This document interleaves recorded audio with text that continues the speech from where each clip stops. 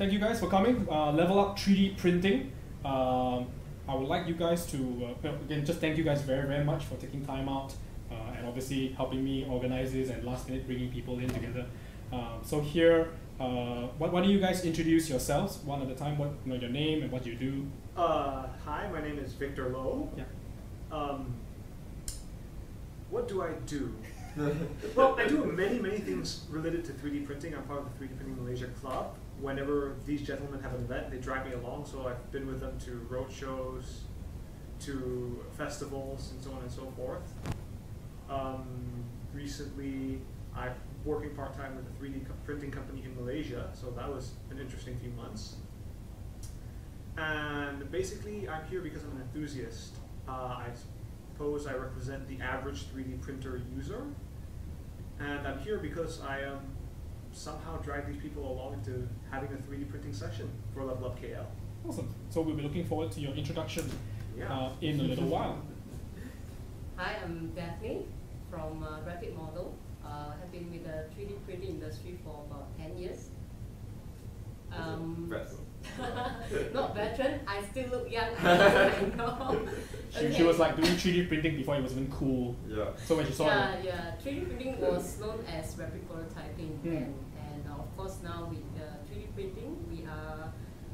Well, my company actually represent the world-leading brands like Stratasys 3D printing solutions. Of course, today I have this honor to join Level Up. It's not to introduce the brand because that's our core business. We would like to engage more with the community and hopefully to share a lot of application knowledge and to uncover some of the new possibilities that we can do together with the community. And your topic for tonight will be 3D printing reshaping the future. Epic. And finally, left. Okay, so I'm Mark Guan Wei. I'm a co-founder for MakerZone. So I'm the one who's dragging along Victor every time. So, okay, so what my company do, we actually targeting a the different angles of 3D printing. You have the printers, but you might not have the models or the necessary knowledge to do a models. So we are trying to solve the problem of the users and getting a model done. So that's where we come in. So it's kind of fun. So MakerZone is a community? Yeah, you can say community. So you're a community leader, and you represent 3D printing Malaysia. No. Well, not representing. I'm from 3D printing Malaysia, but I guess you can look at me as your average 3D printing enthusiast. I started when 3D printing first started being open source. Built the very first machine back when you had to hold the plastic right over the 3D printer and watch it while it prints, right? Because they weren't really reliable back then. And I've started about 4 years ago, and I've built 3 3D printers myself since. Wow, that's awesome. So we got a really good kind of like range of experts. I mean, I really treat you guys as semi-experts. So representing the hobbyists and enthusiasts, you started 3D printing 4 years ago. Why 3D printing? What got you in? Well, I studied digital animation, right? And a big part of that is modeling characters and backgrounds. And I think it was sitting in a lab after modeling a single character for 3 days, spinning it on the screen and thinking, yeah, I put a lot of work into this, actual man hours into this character that I modeled on screen. And I'm spinning it around in the screen, but it would be really great, it'd be great if I could hold it, a physical model of it. So from there I started exploring what was available to do just that. And back Did you try clay modeling first and then like, oh man, I suck at this? I mean, clay modeling is one thing, right? But you have to spend the hours to model something in clay. But it's great because you have a clay model, you can hold it. When you want to make anything 3D, a 3D movie, a 3D cartoon, or 3D short, right? You have to spend almost the same amount of time turning polygonal shapes, let's say a cube, into a face, and then joining that with a body and arms and legs. So I want to have something to show for the same amount of effort I put into something digital, kind of thought. That I started exploring methods to make that happen, and I came across CNC milling. So you really got your hands dirty. I looked at what was available, right? But most of the things then were beyond the reach of your average college student, right? Then I came across, the beginning of the open source 3D printing movement, and I started following it, and then it was still, this is still half the price of a conch shell, but it's something I can aim for. So that was 4 years ago. No, that was 6, I think. 6 years ago. Yeah. So 6 years ago, then I now finished, I graduated, I got a job. I spent the money from my first job buying a 3D printer. Your parents must be thrilled. Like, oh no, they were screaming at me.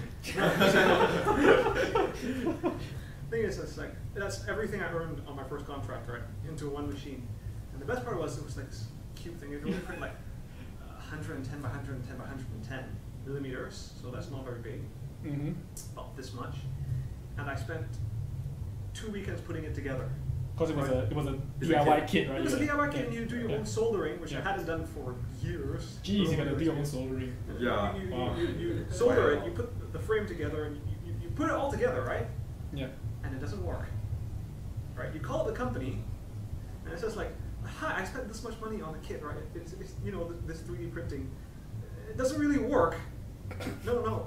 This is what 3D printing is. You're supposed to experiment. You're supposed to, with a lot of elbow grease and blood and sweat, make it work. So I mean, at that point, I was really, really frustrated and angry, right? Yeah. But I mean, that's what you get for not reading the fine print, or But in retrospect, it was great because if it was a gift someone else gave me, I would have thrown it in the corner. But since it was 6 months of my own hard-earned cash, I spent you made it work. I spent the next 6 months making it work, Finally. Yeah. and then the next year getting good at it. Yeah. Right. Yeah. So a lot has changed since then. Yeah. Now in the meantime, so 10 years ago, you were already doing this thing before punks like him was like buying their kids. How do you get into the industry? What's your background?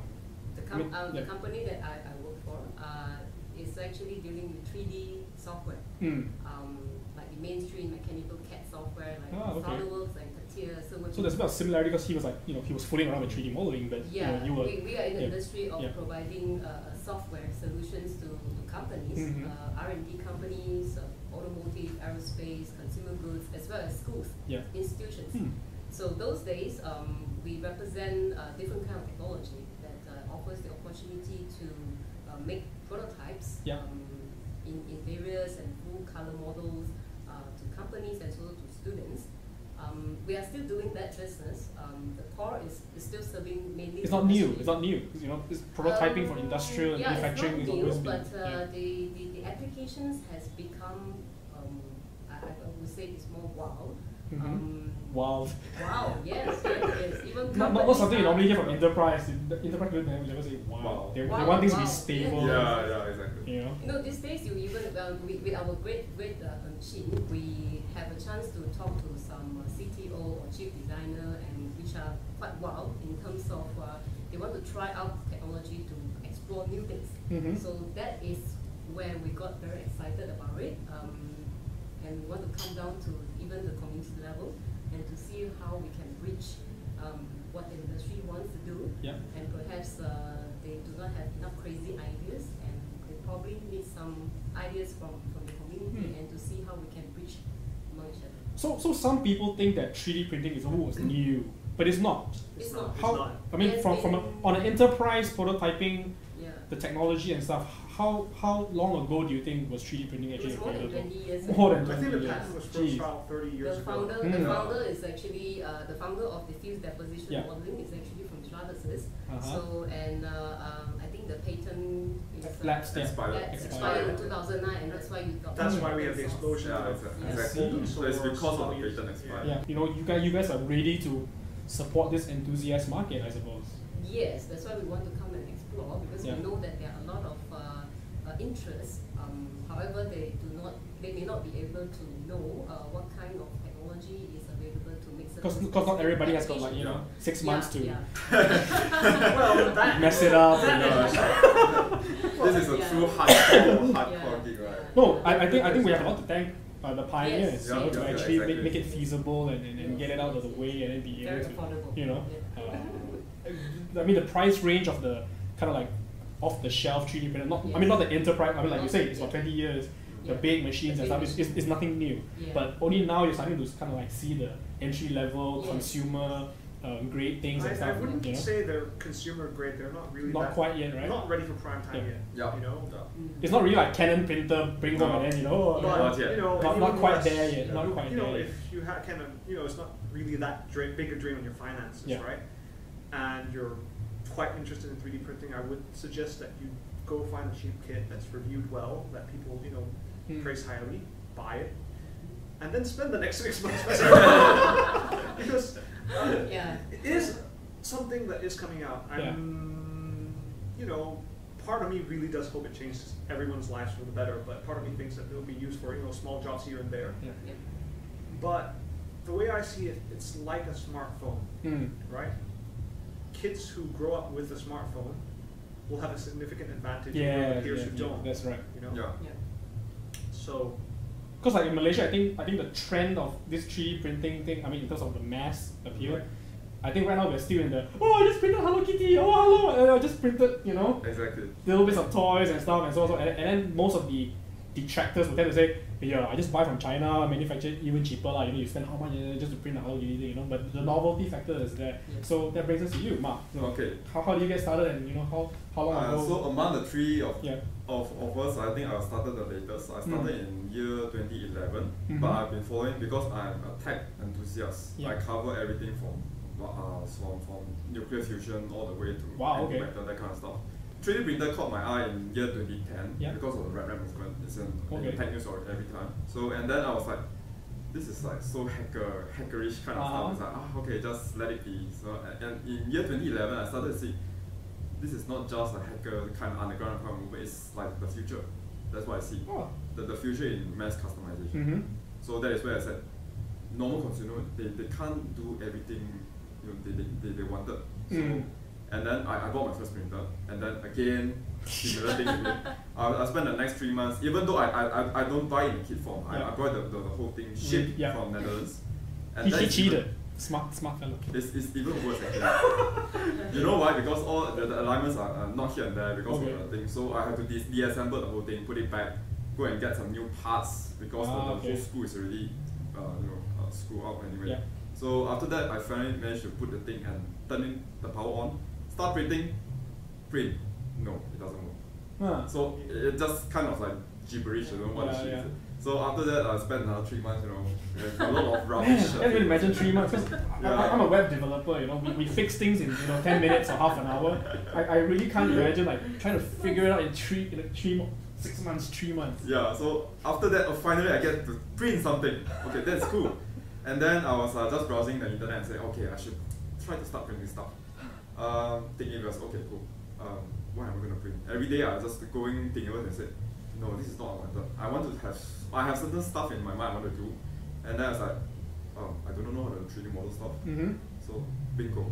That might be, I'm a problem, I have a problem, then I'm going to solve my own problem. I see, okay. So that's where I started this project to help other people like me who don't know. Reach out to the 3D modelers to be able to just, whether it's a freelance basis or gratis basis, and just just trying to get to say, I've got this idea and someone wants to. That's cool. We actually just starting to launch is invited beta only, so just to try out and works away the bugs and stuff like that. So we hope to get the Malaysian market started. At least try to let them less worry about the modeling part. Try to get their ideas out of their mind and to their doorstep. Hopefully. Okay. So what's the most commonly requested 3D object so far that you can share? Guns. That's like everyone is asking, do you have guns? So let me ask you a question. What was the first thing you've ever printed? Just a calibration cube. Exactly. Okay, what's the first non-calibration thing that you printed? Like that, it's actually for the improvement for my printers because of the printers. you printed parts for your printer. You won't upgrade parts. No, you've got a machine that can make anything. You have a machine that needs something. You may as well use the machine to make things. Because the kit that you buy in, you never be perfect. So someone else has. I mean, not really just performance parts. Not even performance parts. Just quality of life thing. Something to hold the plastic rather than just let it sprawl all over the floor. And most epic thing that you printed? I think it would be the Iron Man Arcs reactor. So we found it on Thingiverse, it was like, ooh, this is cool, man, so we should do it because we are electronics background. So we said, okay, we're gonna do that, and then we're gonna do one step better than whatever they do not coil the thing. So we actually take the effort to coil, even though by design it's not supposed to be coiled. And then we spend each coil you spend like at least half an hour. So you spend like 5-6 hours just to coil. You couldn't just model and then print it out? It's a real kind of coil, so because we only have a plastic printer, so that's what we have. Okay. Earliest print. Or the one that you. Because I don't want to see like obviously there's an enthusiast here like printing out, but I want to see here like from enterprise industry. The one great stuff that we print for our customer for benchmarking purpose is actually printing a patient with a tumor.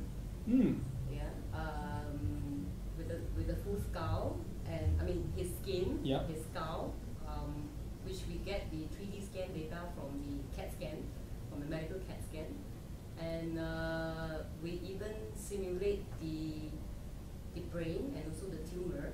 It's very soft material and it's done in a single print. Wow. Yeah. So you actually 3D printed soft material. The entire soft and hard material together, mixing the material together. And I remember that cost us about 5 kilo of material.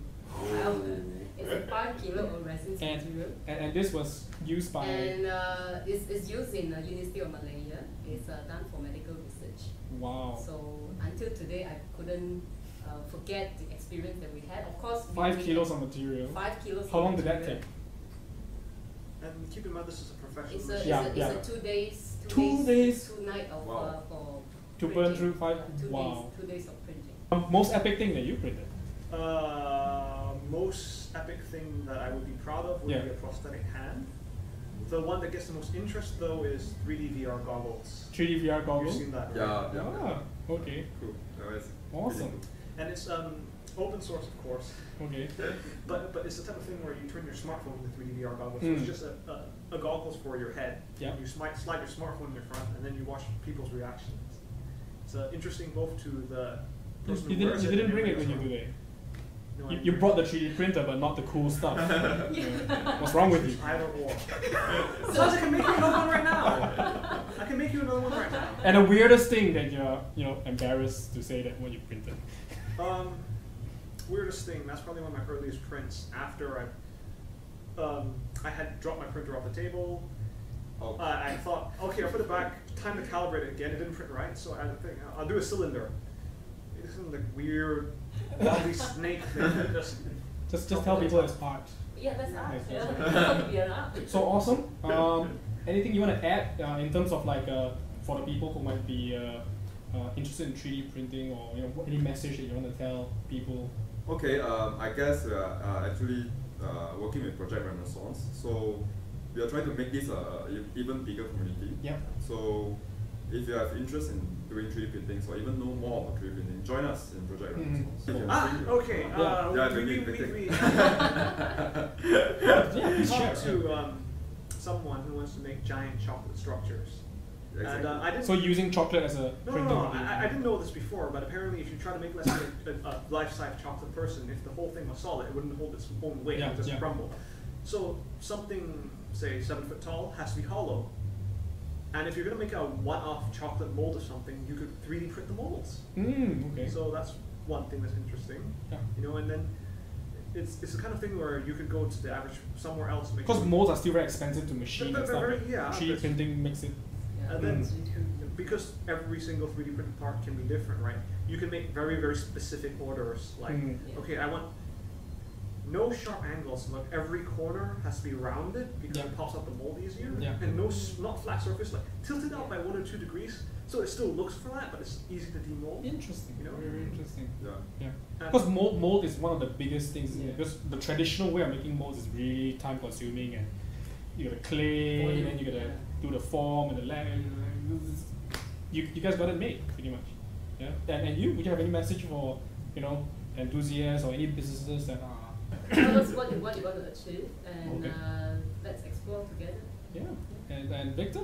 I think I've covered it. If you're really interested in 3D printing, get one and mess around with it for 6 months. But seriously, if you another option is we have meetups, 3D printing meetups. Some of them are held here.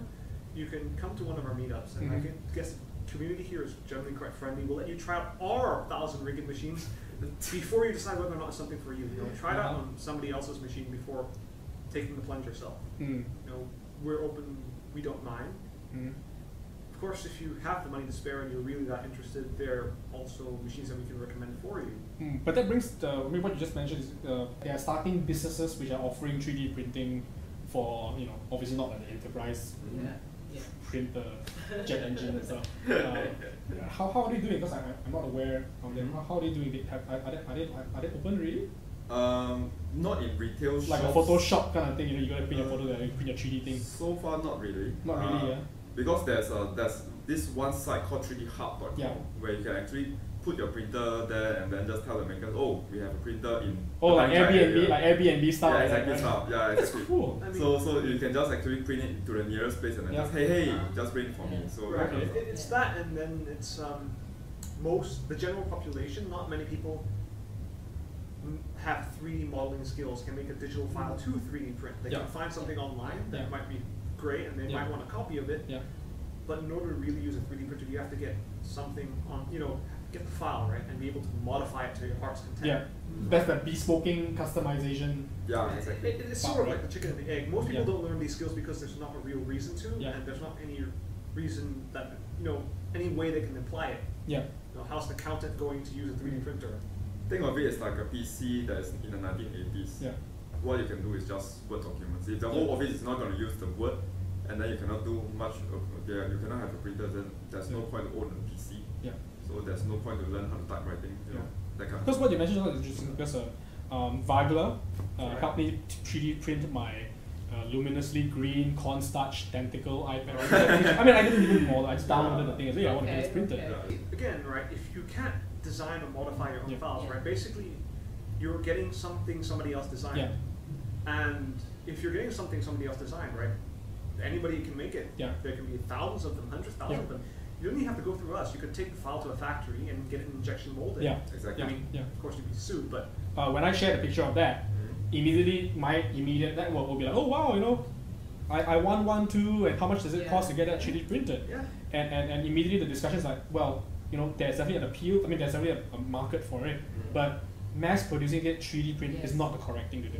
Well, not yet. It depends, right? If you're talking about mass production, right, for small batch runs, let's say it's cheaper than spending the money, right, to get the molds and the machine for injection molding, right, per part. It's also a little bit more reasonable per part than casting something in a silicon, you know, mold and pouring resin into it. It's somewhere in between the two. So a single resin casted part might cost you, say, 50 ringgit or 80 ringgit. That's more like it. Whereas an injection molded part might cost you 2-3 cents. So a 3D printed part might cost you anywhere between 1 ringgit to 10 ringgit. So it sits somewhere in between. Right. So for maybe small batch runs, it's something that could be considered. And bear in mind that recently I've read the news. There's a breakthrough in terms of 3D printing technology. It's called HSS, high-speed sintering. So according to the researchers that developed this technology, they said using the same FDM printer, that typically you need to have maybe 30 minutes of printing time, sub 1 second kind of print to print conventionally, that you need 30 minutes to print. So for a given geometry size, you can print as cost effective. It's even cost effective compared to injection molding. Awesome. We'll wait 30 years for it. We still never know when it will come out. So thank you guys very, very much. I'm looking forward to your talks this evening. Let's do this. Thanks guys. That was cool.